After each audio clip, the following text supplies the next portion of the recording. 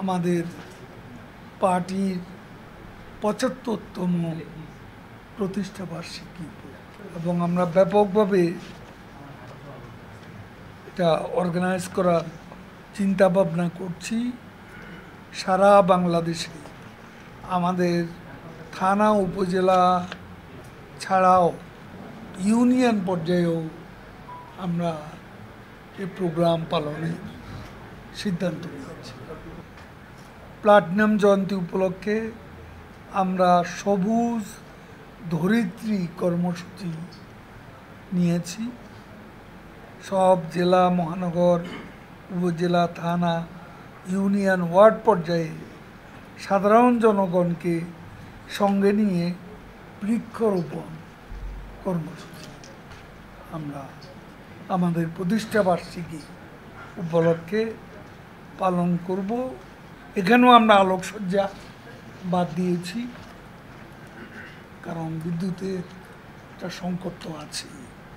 আনন্দ rally করবে ছাত্রলীগ, যুবলীগ, স্বেচ্ছাসেবক লীগ, আমাদের বিভিন্ন সহযোগী সংগঠন।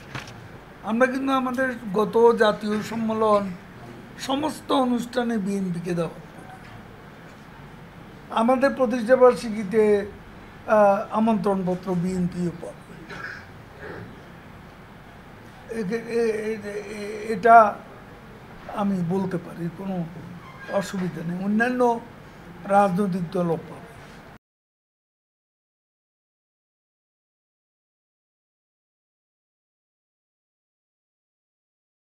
বাংলাদেশের গণতন্ত্রকে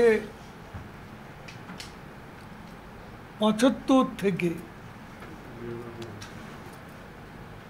২০০৬ সাল পর্যন্ত ধ্বংস করেছে বিএনপি। প্রহসনের নির্বাচন, ১,২৩,০০,০০০ ভুয়া ভোটার, হাঁ না ভোটে ১১৪% হাঁ ভোট, এসব কিন্তু তাদেরই সৃষ্টি। এই নির্বাচন কমিশনকে পার্লামেন্টে আইন করে স্বাধীন সত্তা তাদেরকে অধিষ্ঠিত করা হয়েছে। কে করেছে? এটিটুকু সংশোধনী আনা হয়েছে। এগুলো করেছেন কি? তাহলে প্রয়াসটা কার আছে? শেখ হাসিনা এই কাজটা করেছে। আর বিএনপি কি করেছে? বিএনপি গণতন্ত্রের প্রতি তাদের আগ্রহ কোনোদিনও ছিল না। গণতন্ত্র, স্বাধীন নির্বাচন ব্যবস্থা, এটা এবং গণতন্ত্রকে শৃঙ্খলমুক্ত করার কাজটি বঙ্গবন্ধু কন্যা শেখ হাসিনাই এদেশে করেছে।